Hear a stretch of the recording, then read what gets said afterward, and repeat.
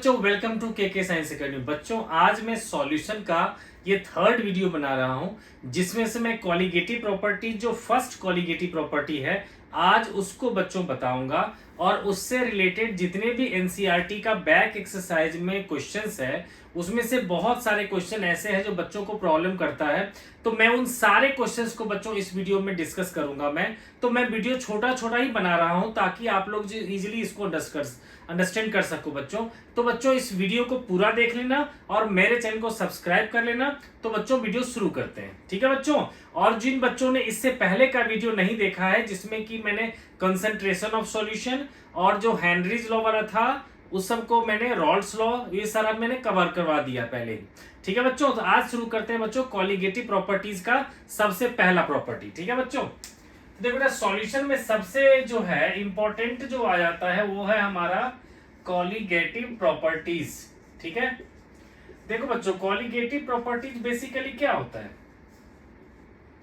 ये देखो बेटा, कॉलिगेटिव प्रॉपर्टी जो होता है वो हर एक सॉल्यूशन का वह प्रॉपर्टी होता है जो number of solute particles in solution पे डिपेंड करता है, ना कि उसके नेचर पे डिपेंड करता है। ये नहीं डिपेंड करता है वो स्ट्रॉन्ग है वीक है, इस पर डिपेंड नहीं करता, बल्कि सिर्फ और सिर्फ डिपेंड करता है कि कितना सॉल्यूट पार्टिकल्स उस सॉल्यूशन में प्रेजेंट है, ठीक है बच्चों। तो इस तरह से सॉल्यूशन जो है वो किस किस तरह की कॉलिगेटिव प्रॉपर्टी शो करता है, उसी को हम लोग बच्चों डिस्कस करेंगे। तो सबसे पहला कॉलिगेटिव प्रॉपर्टी है बच्चों relative lowering in vapour pressure. Relative lowering in vapour pressure, ठीक है बच्चों। तो ये बच्चों क्या होगा, देखो रॉल्स लॉ मैंने बेटा इससे पहले वीडियो में करवा रखा है, जिसमें आप लोग को बताया था कि जब किसी सॉल्यूशन में जब दो लिक्विड को हम लोग मिक्स करते हैं, ठीक है, तब जो किसी एक कंपोनेंट का जो वेपर प्रेशर होता है उसको हम लोग कैसे मेजर करते हैं, ठीक है बच्चों। तो इसमें हम लोग बच्चों क्या डिस्कस करने वाले उसको बताता हूं। देखो बच्चों, क्या है कि अगर मान लो ये है हमारा प्योर सॉल्वेंट, ठीक है, ये मान लो बेटा जी प्योर सॉल्वेंट है, ये है हमारा, इसका ओरिजिनल प्रेशर है PA0, ठीक है, जब ये अकेला है, ठीक है बच्चों। अब इसके बाद क्या किया मैंने इसमें कि थोड़ा सा नॉन वोलेटाइल सॉल्यूट को मैंने इसमें डाल दिया, ठीक है, जैसे नमक चीनी ऐसा कोई चीज डाल दिया, ठीक है। तो अब वो क्या करेगा बच्चों कि ये पार्टिकल जो है, अभी तक क्या था, सरफेस पे सारा का सारा लिक्विड था, है ना, तो इसीलिए ज्यादा प्रेशर था। लेकिन अब सरफेस पे क्या होगा, ये सॉल्यूट पार्टिकल्स भी उस जगह को ऑक्युपाई कर लेगा, तो इसके कारण जो प्रेशर अब आएगा सॉल्यूशन का, उसको हम लोग कहेंगे PA, ठीक है। और क्लियर है बच्चों कि यहां देखो सिर्फ लिक्विड लिक्विड था, तो उसके कारण प्रेशर था PA0। और अभी क्या है, सरफेस पे लिक्विड के साथ साथ कुछ नॉन वोलेटाइल सॉल्यूट आ गया, नॉन वोलेटाइल सॉल्यूट जो खुद अपना वेपर नहीं देता होगा, ठीक है बच्चों। तो ये आ चुका है बच्चों। तो अब इससे क्या होगा कि ये जो प्रेशर है हमारा, ये कम हो जाएगा ओरिजिनल प्रेशर ऑफ सॉल्वेंट से, ठीक है। तो ये कितना कम हो जाता है, इसी को हम लोग डिस्कस करेंगे, ठीक है बेटा। तो रिलेटिव लोइंग इन वेपर प्रेशर का मतलब हो गया कि प्योर सॉल्वेंट का प्रेशर माइनस सॉल्यूशन का प्रेशर अपॉन में प्योर सॉल्वेंट का प्रेशर, है ना। This is called relative lowering in vapour pressure, यही कहलाता है बच्चों रिलेटिव लोअरिंग, ठीक है, इन वेपर प्रेशर, ठीक है बच्चों। तो ये चीज बच्चों हमें फाइंड करनी है, ठीक है। तो अब देखो बच्चों, आप लोगों ने पहले भी पढ़ रखा होगा, ठीक है, कि देखो अब इस प्रेशर, ये जो हमारा जो है सॉल्यूशन, ये बेसिकली क्या है बच्चों, PA क्या है हमारा सॉल्यूशन का प्रेशर, और PA0 क्या है प्योर सॉल्वेंट का प्रेशर, ठीक है। तो आप लोग बच्चों रॉल्स लॉ में भी पढ़ चुके हो कि pressure of any component is directly proportional to होता था बच्चों mole fraction of that component, है ना। यानी कि PA इक्वल्स टू होगा PA0 इंटू XA, ठीक है ना बच्चों। यहां पर इसका मतलब क्या हो गया, ये हो गया हमारा pressure of solution, pressure of solution, और ये PA0 क्या हो गया, pressure of solvent, pressure of pure solvent, ठीक है ना, प्योर सॉल्वेंट, ठीक है बेटा। और देखो पूरे इससे पहले भी वीडियो में देखोगे तो मैं हर बार जो है A लेता हूं मैं सॉल्वेंट के लिए, ठीक है ना। तो बेटा यहां पर XA क्या होगा, XA होगा हमारा मोल fraction of solvent, mole fraction of component A, जिसको हम लोग कहने वाले हैं बच्चों, ये क्या है, सॉल्वेंट है ना बच्चों। A कौन है हमारा, ये लिक्विड, और हमने इसमें कुछ सॉल्यूट डाल दिया B वाला, ठीक है। तो सॉल्यूट को जनरली हम लोग B से डिनोट करते हैं, ठीक है बच्चों। तो ये हो गया PA equals to PA not into XA होता है, और हमें रिलेशन डिराइव करना है बच्चों इसके लिए, ठीक है, कि ये जो relative lowering in vapour pressure है इसकी वैल्यू क्या होगी। तो हमें बच्चों इसको करना है, तो मुझे फिलहाल इसको बेटा रब करना पड़ेगा, ठीक है। तो आप लोग बच्चों इसको नोट डाउन कर लेना, ठीक है।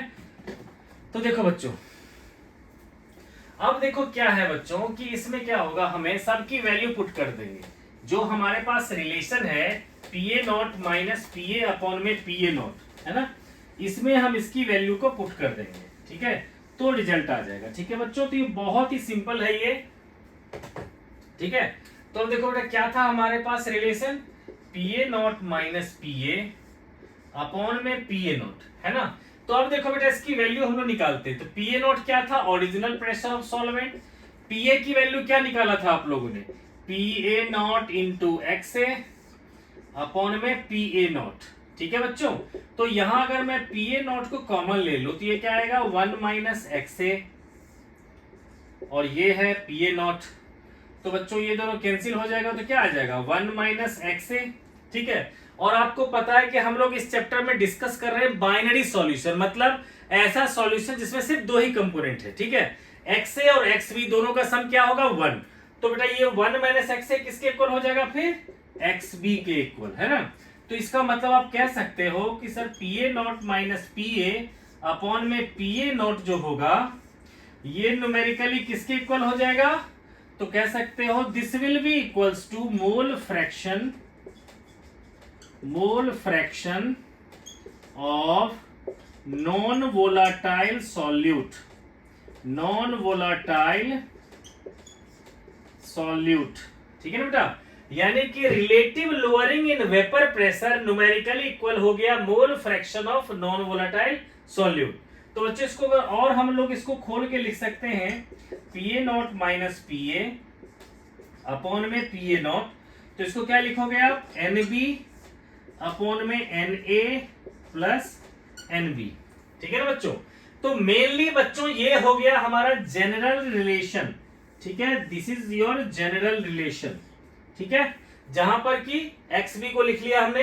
ये क्या है बच्चों, सॉल्यूट, जो नॉन वोलेटाइल सॉल्यूट था उसका मोल, ये है बेटा सॉल्वेंट का मोल, और ये फिर से है सॉल्यूट का मोल, ठीक है। लेकिन हमारा जो बेटा जितने भी हम लोग आइडियल सॉल्यूशन की बात करते हैं उस आइडियल सॉल्यूशन में जनरली क्या होता है, सॉल्यूट बहुत ही कम होता है, ठीक है। तो हम लिख सकते हैं कि since solution is ideal, solution is ideal, therefore NB की वैल्यू बहुत ही कम हो जाएगा NA से, ठीक है। तो ऐसे सिचुएशन में बच्चों क्या करेंगे, बहुत ज्यादा कम नहीं लेकिन कम तो हो जाएगा, ठीक है बेटा। तो मैं ऐसा लिख लेता हूं, NB is smaller than NB, है ना। तो ऐसे बच्चों क्या करेंगे हम लोग कि डिनोमिनेटर में जो NB है इसको हम इग्नोर कर देंगे, ठीक है। तो क्या बन जाएगा रिलेशन हमारा, तो ये आ जाएगा बेटा जी PA not minus PA upon में PA नॉट इक्वल्स टू क्या रह जाएगा, NB अपॉन में NA, ठीक है ना बच्चों। और आपको पता ही है बच्चों कि NB क्या होता है हमारा, NB क्या होगा, मास ऑफ सॉल्यूट अपॉन में मोलर मास ऑफ सॉल्यूट, ठीक है बच्चों। और Na हो जाएगा मास ऑफ सॉल्वेंट अपॉन में मोलर मास ऑफ सॉल्वेंट, ठीक है बच्चों। तो ज्यादातर जगह बच्चों जो है यही रिलेशन यूज होगा। तो क्या है बच्चों कि ये तो हो गया इसका कंसेप्ट लेकिन बच्चों इसमें जो है बैक एक्सरसाइज में कुछ क्वेश्चन दे रखा है तो उसमें बच्चों को बहुत प्रॉब्लम होता है। तो मैं सोचता हूं बेटा जो इसमें मुश्किल क्वेश्चंस हैं, ठीक है, 3-4, वो सारे के सारे आपके साथ अभी मैं डिस्कस कर लूं, ठीक है बच्चों। तो बच्चों मैं एक बार बुक से निकालता हूं, ठीक है। आप लोग बेटा जिसके पास एनसीईआरटी की बुक होगी वो बेटा बैक एक्सरसाइज में चले जाओ, ठीक है। और उस बैक एक्सरसाइज में बच्चों में क्वेश्चन नंबर बोलूंगा, ठीक है। और आप लोग बच्चों पहले उस क्वेश्चन को पढ़ने के बाद एक बार पॉज करके पहले सोच लेना कि आप लोग उस क्वेश्चन को कैसे कर सकते हो, ठीक है। और उसके बाद फिर मैं करूंगा, तो उससे आप लोग जो है मैच कर लेना कि क्या क्या हो सकता है और आपने सही किया या गलत, ठीक है बच्चों। तो देखो बेटा, मैं क्वेश्चन शुरू कर रहा हूं जो है 1.15। जिसके पास नई बुक होगी उसमें बेटा है ये 1.15, और जिसके पास पुरानी बुक होगी उसमें है ये 2.15।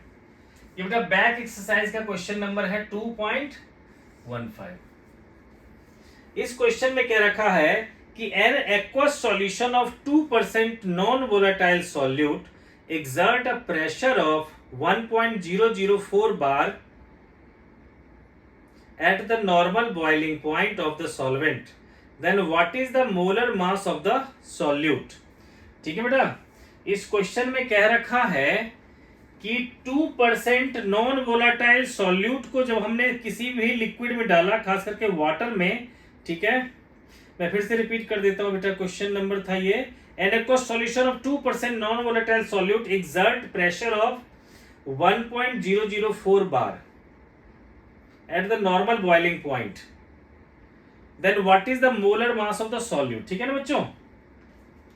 तो बेटा क्या क्या चीज दे रखा है, देखो क्या रखा है बेटा जी कि eight normal boiling point, normal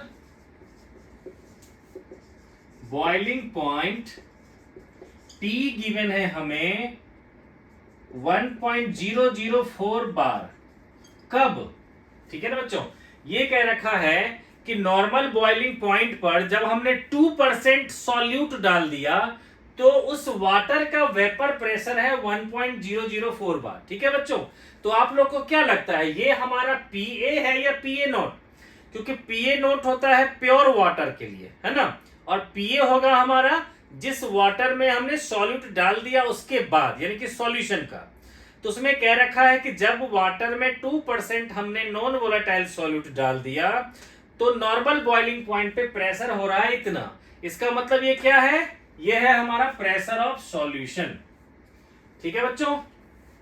अब देखो बच्चों, कहोगे सर ये नॉर्मल बॉइलिंग पॉइंट यहां लिखने का क्या मतलब है। ठीक है, तो आप लोग बच्चों एक बॉइलिंग पॉइंट का डेफिनेशन आप लोग जानते होंगे कि बॉइलिंग पॉइंट किसी भी लिक्विड का वह टेम्परेचर है जिस पर लिक्विड का अपना वेपर प्रेशर एटमॉस्फेरिक प्रेशर के इक्वल हो जाता है। ठीक है, यानी कि जैसे कि आप किसी कंटेनर में अगर जो पानी है उसको आप हीट कर रहे हो, ठीक है, यही हीट अगर आप हिली एरियाज में करते हो, ठीक है, तो वहां पर बाहर का प्रेशर क्या होता है, कम होता है।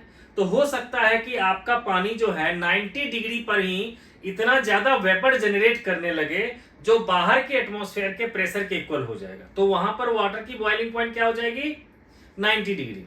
लेकिन यहां पर जो ग्राउंड की बात करते हैं, यहां पर क्योंकि आपका वेपर प्रेशर जो है उसको 1 एटमॉस्फेयर के इक्वल लाना पड़ेगा, इसलिए आपको और ज्यादा हीट करना पड़ेगा, लगभग 100 डिग्री पर। ठीक है बच्चों। तो बॉइलिंग पॉइंट क्या हो बच्चों कि जिस टेम्परेचर पे लिक्विड का वेपर प्रेशर एटमॉस्फेरिक प्रेशर के इक्वल हो जाए। तो ग्राउंड पे क्या होता है बच्चों, लगभग 100 डिग्री सी तक अगर आप वाटर को हीट करते हो तब जो उसका वेपर निकलता है वो एटमॉस्फेरिक प्रेशर के इक्वल होता है। ठीक है, तो नॉर्मल बॉइलिंग पॉइंट का मतलब क्या होगा बच्चों कि नॉर्मली जिस टेम्परेचर पे लिक्विड बॉइल करती है तो उस कंडीशन में यहां पर प्रेशर ऑफ सॉल्यूशन इतना दे रखा है। ठीक है, तो आप लोग बच्चों ये बताओ कि नॉर्मल बॉइलिंग पॉइंट पर वाटर का वेपर प्रेशर कितना होना चाहिए था। 100 डिग्री पर वाटर का वेपर कितना, वाटर जो अपना वेपर प्रेशर शो करेगा वो किसके इक्वल होगा, तो एटमॉस्फेरिक प्रेशर पे। ठीक है ना बच्चों। बेटा जहां भी नॉर्मल बॉइलिंग पॉइंट कहे तो इसका मतलब हम मान के चलेंगे कि 100 डिग्री सी की बात कर रहा है। तो 100 डिग्री सी पे वाटर जो है जो अकेला था तो वो बॉइल जब होता है तो उसका वेपर प्रेशर कितना होगा, तो जितना बाहर का एटमॉस्फेयर का होगा, है ना। यानी कि यहां पर बच्चों क्या होगा कि PA नॉट जिसको कह सकते हो कि प्योर जो हमारा वाटर था उसका वेपर प्रेशर, ये क्या होगा 1 एटमॉस्फेयर, जिसको हम लिख सकते हैं 1.013 बार। क्योंकि बेटा ये प्रेशर बार में दे रखा है तो हमने भी इस प्रेशर को एटमॉस्फेयर को बार में कर लिया। ठीक है, क्लियर हो गया ना बच्चों। ये किसके लिए है, प्योर वाटर के लिए। ठीक है ना, प्योर वाटर का ये वेपर प्रेशर है एट 100 डिग्री सी पर, ठीक है ना, ये होता है बच्चों, ठीक है। तो अब आपको बच्चों PA नोट मिल गया, PA मिल गया, साथ साथ क्या दे रखा है कि 2% सॉल्यूशन है, ठीक है बच्चों।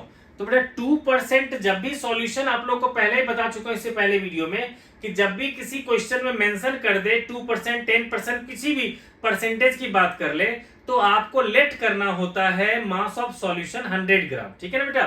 तो ये दे रखा है 2% सॉल्यूशन, तो इसमें हम लोग लेट कर लेंगे क्या कि लेट मास ऑफ सॉल्यूशन भी 100 ग्राम। तो बेटा जितना परसेंट आता है वो होता है सॉल्यूट का मास, और बाकी का क्या हो जाता है सॉल्वेंट का मास, ठीक है ना बच्चों। तो हम क्या कर सकते हैं बच्चों, इतना लिखने के बाद हम कह सकते हैं कि let mass of solution be 100 gram, therefore mass of solute वो क्या होता है बच्चों, जितना परसेंट है, ये है 2%, मतलब 2 ग्राम। इसीलिए बेटा क्या होगा, जिसको हम लोग क्या 2 ग्राम किसको कहेंगे बेटा, WB, यानी कि सॉल्यूट का मास। अब देखो मास ऑफ सॉल्वेंट कितना होगा, तो मास ऑफ सॉल्वेंट जिसको हम लोग WA लिखते हैं, तो आप लोगों ने कहा सर 100 ग्राम सॉल्यूशन है, 2 ग्राम सॉल्यूट है, तो बाकी कितना बचा 100 - 2 यानी कि 98 ग्राम आ गया हमारा सॉल्वेंट।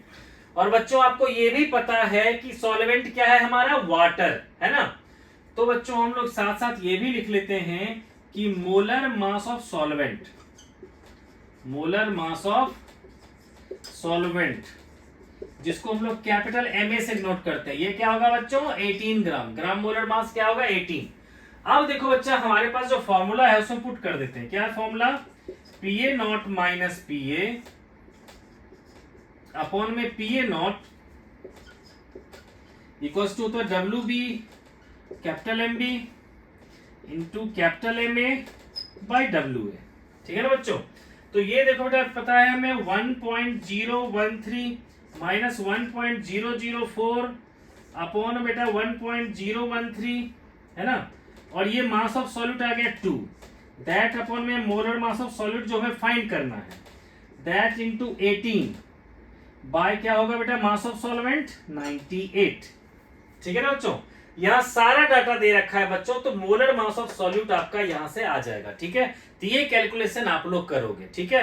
अगर किसी का आंसर मैच नहीं करता है तो कमेंट करना, आप लोग वैसे बच्चों मैच करेगा, क्योंकि यही है क्वेश्चन करने का तरीका, ठीक है बच्चों। तो यहां से बेटा जी आपका MB निकल जाएगा, यही है आपको मोलर मास ऑफ सॉल्यूट, ठीक है बच्चों। तो ये क्वेश्चन को इसी तरह से करते हैं, ठीक है बच्चों। तो बेटा नेक्स्ट क्वेश्चन की तरफ चलते हैं। तो मैं बेटा कोशिश करता हूं कि जितने भी क्वेश्चन है इससे रिलेटेड, देखो इस पूरे एक्सरसाइज में आपको जो है एक तो इसी टॉपिक के क्वेश्चन जो है परेशान करते हैं बच्चों को, और एक आता है बच्चों वेंट ऑफ फैक्टर वाला, ठीक है। तो उसके भी बच्चों जो मुश्किल क्वेश्चंस होंगे वो सारा मैं करवा दूंगा इसी में, ठीक है। तो बच्चों आप लोग जो है इसको देख लेना, और हर क्वेश्चन को जैसे मैंने बताया है कि क्वेश्चन नंबर बोलूंगा तो एक बार आप लोग खुद से पहले ट्राई करने की कोशिश करो, ठीक है। उसके बाद फिर जो है, ठीक है। अब देखो बेटा क्वेश्चन नंबर है 17, ठीक है। इसमें बेटा जी जो है, जो पुराना बुक होगा बेटा उसके पास 2.17 है ना, पुराने बुक में 2.17 और नए वाले बुक में 1.17 है ना। तो इसमें क्वेश्चन नंबर है the vapour pressure of water is 12.3 kilo pascal, ठीक है ना, ठीक है बच्चों। कह रहा है vapour pressure of water is 12.3 kilo pascal. इसका मतलब क्या दे रखा है बच्चों, प्योर वाटर का वेपर प्रेशर मतलब PA नॉट, ठीक है बेटा। तो हम बेटा लिख लेते हैं PA नॉट गिवन है हमें 12.3 किलो पास्कल, ठीक है। अब कह रखा है calculate the vapour pressure of 1 molar solution of non volatile solute in it, ठीक है बच्चों। अब हमें कह रखा है कि PA को आप कैलकुलेट करो जबकि सॉल्यूशन इज 1 मोलर, ठीक है। 1 मोलर नॉन वोलाटाइल कह रखा है, नॉन वोलाटाइल, ठीक है बच्चों। तो 1 मोलर नॉन वोलाटाइल सॉल्यूट है, तो इसके लिए आपसे कह रखा है प्रेशर फाइंड करो, ठीक है। तो हम बच्चों दो तरीके से कर सकते हैं, ठीक है। एक तो डायरेक्टली हम लोग बेटा क्या कर सकते हैं ठीक है, कि PA equals to PA not into x a, क्योंकि हमें पीए फाइंड करना है, पीए नॉट हमें गिवन है। अगर हम मोल फ्रैक्शन ऑफ सॉल्वेंट निकाल ले, ठीक है ना बच्चों, तो हमारा हो जाएगा काम। ठीक है, तो हम यही कर लेते हैं। ठीक है, तो अब देखो बेटा, हमें दे रखा है 1 मोलर सॉल्यूशन और हमें निकालना है मोल फ्रैक्शन ऑफ सॉल्वेंट। ठीक है ना बच्चों, यानी कि बेटा हमें जो करना है बेसिकली वो करना है 12.3 इंटू Na जो होगा number of moles of water by number of moles of water plus number of moles of solute, है ना बच्चों। ये चीज हमें निकालना है, लेकिन बच्चों Na और Nb हमें डायरेक्टली नहीं दे करके इनडायरेक्टली दे रखा है। ठीक है, तो आप लोग बच्चों पहले हमारे वीडियो को देख चुके होंगे, तो मैंने कहा था बच्चों की डेफिनेशन हमेशा आप लोग के लिए हेल्पफुल होगा, तो डेफिनेशन याद रखो। तो बेटा 1 मोलर सॉल्यूशन का मतलब क्या हो गया कि 1 मोल सॉल्यूट डिसॉल्व है 1000 ग्राम वाटर में, क्योंकि सॉल्वेंट यहां क्या है, वाटर, इसीलिए। अदरवाइज मोलैलिटी का डेफिनेशन क्या होता कि number of moles of solute dissolve in 1000 gram of solvent. ठीक है बेटा, तो यहां है बेटा 1 मोलर सॉल्यूशन, क्या लिखेंगे, 1 molar solution implies that 1 mole of solute, जिसको क्या कहते हैं बेटा, Nb, है ना, is dissolved in 1000 gram solvent, जो क्या है बेटो यहां पर क्या है, वो वाटर। ठीक है, 1000 ग्राम वाटर। तो अब देखो बच्चों हम लोग कैसे निकाल सकते हैं, देखो मोल्स ऑफ सॉल्यूट कितना आ गया हमारा, इसी से मिल गया 1, number of moles of solvent कितना आ गया, तो ये आ गया बच्चों 1000 अपॉन में 18, ये लगभग आ जाएगा 55.56 के करीब। ठीक है, तो देखो Nb मिल चुका है, Na मिल चुका है, इसे पुट कर देंगे हम लोग तो क्या हो जाएगा 12.3 इंटू 55.56 अपॉन में 55.56 प्लस 1। ठीक है ना बच्चों, तो इतना किलो पास्कल आ जाएगा बच्चों आपका प्रेशर। ठीक है बच्चा, क्योंकि क्वेश्चन में दे रखा है कि हमें जो है ओरिजिनल प्रेशर है सॉल्वेंट का इतना, और कह रखा है 1 मोलर सॉल्यूशन है, तो आप प्रेशर ऑफ सॉल्यूशन फाइंड करो। ठीक है ना बच्चों, तो मैंने कहा कि पीए हमें फाइंड करना, पीए दे रखा है, तो हमें क्या चाहिए था, मोल फ्रैक्शन, तो उसको वो मोलर के टर्म्स में दे रखा था, मोलैरिटी के टर्म्स में। तो मैंने भी लिख लिया कि 1 मोलर सॉल्यूशन का मतलब होता है 1 मोल solute dissolve in 1000 gram water, और 1000 ग्राम वाटर मतलब 1000 बाय 18 यानी कि 55.56 मोल्स ऑफ वाटर, और सॉल्यूट का मोल्स 1। ठीक है बच्चों, पुट कर दिया। अब बच्चों चलते हैं नेक्स्ट क्वेश्चन पे। तो बेटा ये जो नेक्स्ट क्वेश्चन है आप लोगों को तो तक बोल देता हूं, आप लोग देखना इस क्वेश्चन को। ठीक है, तो ये बेटा नेक्स्ट क्वेश्चन है हमारा 18 और 19। ठीक है, तो यही दोनों बेटा अब मैं करवाऊंगा 18 19, जो दोनों क्वेश्चन बच्चों को प्रॉब्लम होती है। तो अब नेक्स्ट क्वेश्चन है 18 में करवाऊंगा, तब तक आप लोग देख करके सोच के देखो कि आप लोग कैसे करोगे क्वेश्चन को। हो सकता है बच्चों आप लोग को हो जाए ये क्वेश्चन। ठीक है, जिसको हो जाएगा बेटा बहुत अच्छी बात है, जिसको नहीं होगा तो कोई बात नहीं, मैं इसको ये बता रहा हूं क्वेश्चन। ठीक है बच्चों, क्योंकि हर एक क्वेश्चन में बेटा जो है ना थोड़ा सा जो है ना ट्रिकी लगता है क्वेश्चंस। तो देखो बेटा क्वेश्चन नंबर है 18, एज यूजुअल ये 2.18 है बेटा पुराने वाले बुक में, और 1.18 है नए वाले बुक में क्वेश्चन। इसमें कह रखा है calculate the mass of non volatile solute, जिसका मोलर मास दे रखा है 40, which should be dissolved in 114 gram of octane to reduce its vapor pressure to 80%। बेटा जी हमसे कह रखा है कि मास ऑफ सॉल्यूट निकालो, जिसके लिए मोलर मास दे रखा है उसने 40, सो दैट कि वेपर प्रेशर ऑफ सॉल्यूशन जो है वो रिड्यूसेस टू 80% हो गया, मतलब वो 80% ऑफ द ओरिजिनल हो रखा है, यानी कि ये क्या होगा हमारा 80/100 पीए नॉट। ठीक है ना बच्चों, ये जबकि हमें मास ऑफ सॉल्वेंट दे रखा है बच्चों इसका ऑक्टेन का, तो इसको मैं लिख लेता हूं WA, ये दे रखा है बच्चा 114 ग्राम। अब देखो बेटा ऑक्टेन होता क्या है, C8H18, है ना, तो इसका बच्चों अगर मोलर मास निकालोगे तो वो भी आ जाएगा 114 ग्राम। इसी को क्या लिखेंगे हम लोग, Ma। तो देखो बच्चों हमारे पास क्या है, सॉल्वेंट का मोलर मास पता है, सॉल्वेंट का मास पता है, ठीक है ना, और सॉल्यूट का मास पूछ रहा है, ठीक है। तो अब देखो बेटा क्या है क्वेश्चन में कि हमारे पास बेटा पूछ रहा है मास ऑफ सॉल्यूट निकालो जो सिर्फ 114 ग्राम सॉल्वेंट में जो है डिसॉल्व है, और तब भी जो है उसका वेपर प्रेशर को 20% कम कर दिया।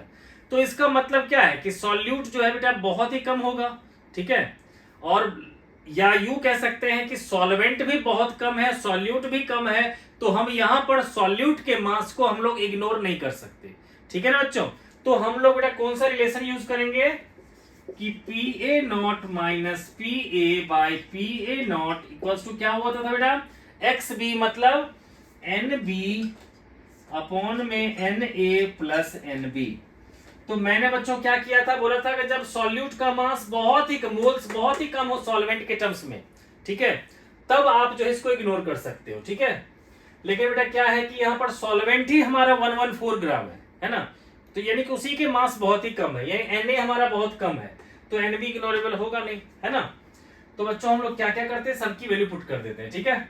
तो देखो सबसे पहले तो फाइंड करते हैं हम लोग Na क्या होगा बच्चों, WA बाय मोलर मास, ये 114 बाय 114 यानी कि 1, और NB तो बच्चों हमें फाइंड करना है। अब देखो PA हमें दे रखा 80%, सबकी वैल्यू पुट कर देते, ये आएगा PA not minus 80 by 100 of PA not upon में PA नॉट इक्वल्स टू होगा हमारा NB अपॉन में ये क्या था 1 प्लस NB, ठीक है बच्चों।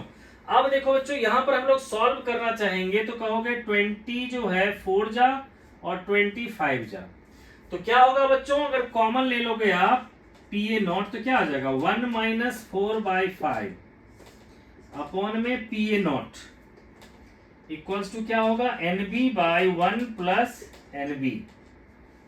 तो देखो बेटा ये दोनों कैंसिल हो गया, है ना। अब उसके बाद इसको क्या लिख सकता हूं मैं 1 बाई 5, डिस्कस टू क्या होगा हमारा number of moles of solute bye 1 plus NB। तो बच्चों क्रॉस मल्टीप्लाई करो तो 1 प्लस NB हो जाएगा 5 NB। इस बेटा NB को उधर भेज देंगे तो क्या हो जाएगा 1 इक्वल्स टू हो जाएगा 4 NB, ठीक है। तो बच्चों इसको फाइनली यहां पर लिख देता हूं मैं, नीचे नहीं दिखेगा आप लोग को। तो NB आ गया बच्चों 1/4, और हमें मास ऑफ सॉल्यूट तो फाइंड करना था जबकि मोलर मास 40 दे रखा है।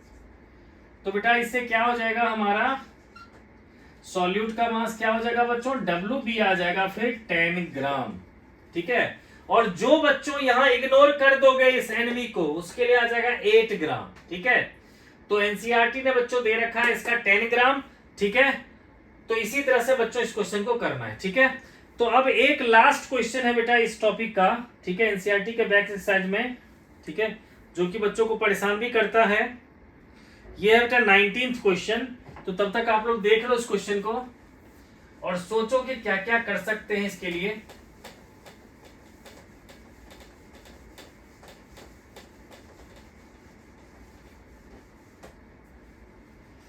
तो बच्चों मेनली जो है मेरा था यही कि हर एक चीज आप लोग को क्लियर हो जाए, ठीक है।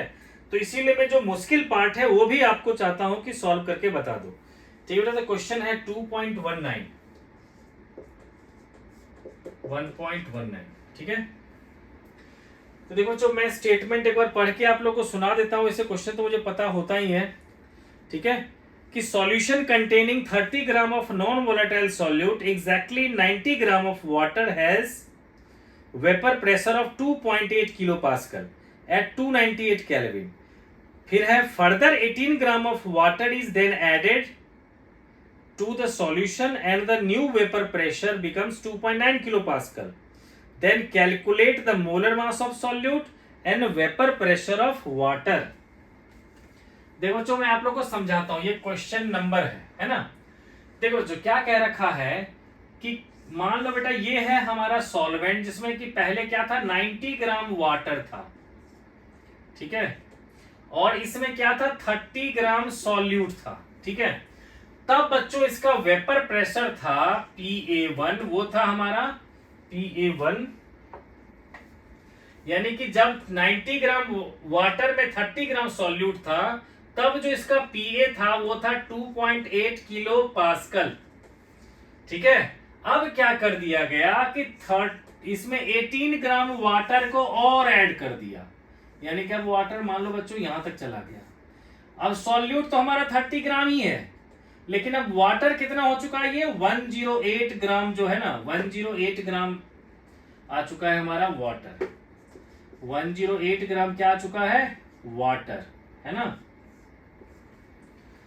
तब बच्चा देखो सीधी सी बात है कि यहां पर क्या था हमारा कि वाटर जितना हो, क्योंकि देखो जो वोलेटाइल कंपोनेंट कौन सा है, वाटर, और जो WB है 30 ग्राम, वो तो नॉन वोलेटाइल, वो तो अपना वेपर प्रेशर देगा नहीं।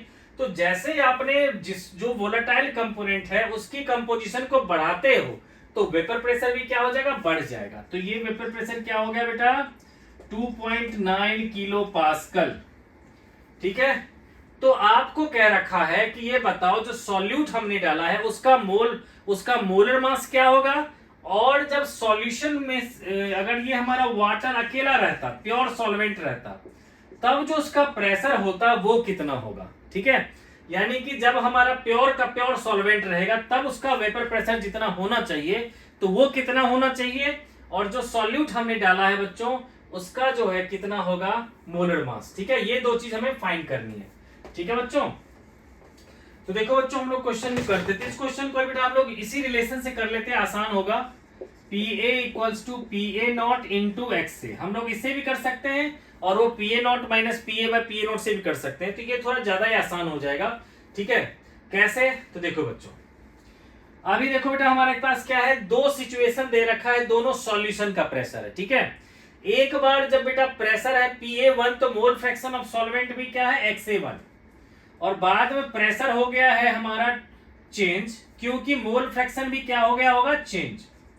तो इसको लिख लेता हूं बच्चों PA नॉट XA2, है ना, क्योंकि जाहिर सी बात है सॉल्वेंट तो अकेला रहता है तो उसका कोई प्रेशर में चेंज नहीं होगा, जो भी चेंज हो रहा है क्योंकि मोल फ्रैक्शन ऑफ सॉल्वेंट चेंज हो रहा है इसलिए प्रेशर भी चेंज होगा। तो बेटा इसको डिवाइड कर दो आप, तो therefore from first and second, तो क्या कहोगे बच्चों कि PA1 bye PA2 equals to क्या होगा हमारा XA1 बाय XA2। अब XA देखो PA1 क्या है पता है, PA2 क्या है पता है, XA1 निकालते हैं। ठीक है ना बच्चों, तो उससे पहले क्या है कि सॉल्यूट का जो मास हर जगह यूज करेंगे उससे अच्छा हम नंबर ऑफ मोल्स लेट कर लेते हैं। ठीक है, तो लेट कर लेते हैं, let number of moles of solute equals to NB। ठीक है, तो अब देखो पहले केस में बच्चों जब मैं Na1 की बात करता हूं, जब पहले में वाटर है उसका मोल्स कितना होगा, तो 90/18 यानी कि 5। तो बेटा XA1 क्या होगा, Na1 अपॉन में NB प्लस Na1, यानी कि क्या होगा बच्चों 5/NB प्लस 5। ये तो हो गया बच्चों XA1 जो पहला सिचुएशन था। अब XA2 होगा हमारा ये वाला सिचुएशन। ठीक है, उसमें बेटा क्या सॉल्यूट तो सेम है, सॉल्वेंट चेंज हो गया। अब आप कहोगे XA2 तो ये क्या होगा हमारा Na2 अपॉन में NB प्लस Na2। अब देखो बेटा इसका मोल्स कितना होगा, तो आप कहोगे कि Na2 होगा 108/18 बाय NB प्लस 108/18, है ना, तो 18 6 जा तो कितना आ जाएगा बच्चों 6/NB प्लस, और ये आ जाएगा बच्चों 6। ठीक है, तो देखो बच्चों XA आ चुका है, XA1 आ चुका है हमारा कितना ये, और XA2 आ चुका है ये। अब हम लोग बच्चों यहां वैल्यू पुट कर देंगे। ठीक है, तो PA1 था हमारा 2.8, PA2 था हमारा 2.9 और XA1 है हमारा 5/5 प्लस NB इंटू ये हो जाएगा बेटा 6 प्लस NB/6। बस क्या किया बच्चों वैल्यू पुट कर दिया, XA2 की वैल्यू ये जो थी इसमें पुट कर दिया। ठीक है, अब देखो इसके पॉइंट्स को इस पॉइंट से हटा देंगे, है ना। अब देखो ये 6 आ जाएगा बेटा 28 के साथ मल्टीप्लाई में, ये चला जाएगा 5 के साथ, तो 28 into 6 by 29 into 5 equal to क्या हो जाएगा बच्चों 6 प्लस एन बी अपॉन में 5 प्लस एन बी। ठीक है बच्चों, इसको बच्चों नोट डाउन कर लेना पॉज करके, मैं इसको भी डिलीट कर रहा हूं, मतलब इरेज कर रहा हूं। ठीक है बच्चों, तो देख लो। तो अब देखो बच्चा, बहुत ही आसान है बच्चों इसका कैलकुलेशन। ठीक है, आप लोग कई तरीके से इस कैलकुलेशन कर सकते हो। देखो ठीक है, ये हो जाएगा 168। ठीक है, 26 बेटा 120, 8 6 48, तो हो जाएगा 168। ये आ जाएगा 168, ये आ जाएगा 145 इक्वल्स टू क्या होगा 6 प्लस एन बी अपॉन में 5 प्लस एन बी। ठीक है, अब आप क्रॉस मल्टीप्लाई कर दो तो क्या हो जाएगा 168 into 5 plus 168 into N B equals to हो जाएगा 145 into 6 plus 145 into N B, है ना बच्चों। तो बेटा इसको इधर ले आते हैं, इसको उधर भेज देते हैं, तो 168 N B minus 145 N B. बच्चों कंफ्यूज मत करना, ये लिखा है मैंने 45, ये है 145। ठीक है, तो अब देखो बेटा उधर क्या चला जाएगा हमारा, तो इधर है 145 इंटू 6 और ये आ जाएगा 168 इंटू 5। ठीक है, तो इधर आ जाएगा बेटा 23b इक्वल्स टू आ जाएगा यहां पर। ठीक है, तो 23 इंटू एन बी। अब देखो बच्चों ये क्या होगा, 14 6 जा होता है 840, तो ये क्या होगा 870 माइनस 16 5 जा होता है 800, 840। ठीक है, तो एनबी कितना आ जाएगा 30/23। लेकिन बच्चों हमें जो सॉल्यूट का मास दे रखा था वो दे रखा था 30 ग्राम और हमसे मोलर मास इसका पूछ रहा था। ठीक है, तो आप इसको क्या लिखोगे, which is 30 by molar mass of solute. तो इससे क्या होगा बच्चों कंपेयर करने से कि मोलर मास ऑफ सॉल्यूट आ जाएगा 23 ग्राम पर मोल। ठीक है ना, तो ये आ गया बच्चों मोलर मास। अब देखो बेटा हमें एनबी की वैल्यू मिल चुकी है। ठीक है, तो हम किसी भी एक रिलेशन में बच्चों पुट कर देंगे, जैसे कि यहां पर कि 2.8 equals to P A not into 5/5 plus NB. NB कितना था 30/23। बस इससे क्या होगा बच्चों पी ए नोट की वैल्यू आ जाएगी जो सेकेंड पार्ट था। ठीक है बच्चों, तो बच्चों आज हम लोग बेटा इसी टॉपिक को यहीं पर खत्म कर रहे हैं। एक बहुत ही छोटा सा वीडियो बनाया ताकि आप लोग पूरा वीडियो देख सको और हर तरह की प्रॉब्लम बच्चों में चाहूंगा कि आप लोग का इससे कि ये सारा खत्म हो जाए। और बच्चों हम नेक्स्ट जो है वीडियो बनाएंगे जिसमें रिमेनिंग क्वालिटेटिव प्रॉपर्टीज को डिस्कस करेंगे। तो बच्चों इस चैनल को सब्सक्राइब कर लो, मिलते हैं हम लोग नेक्स्ट वीडियो में।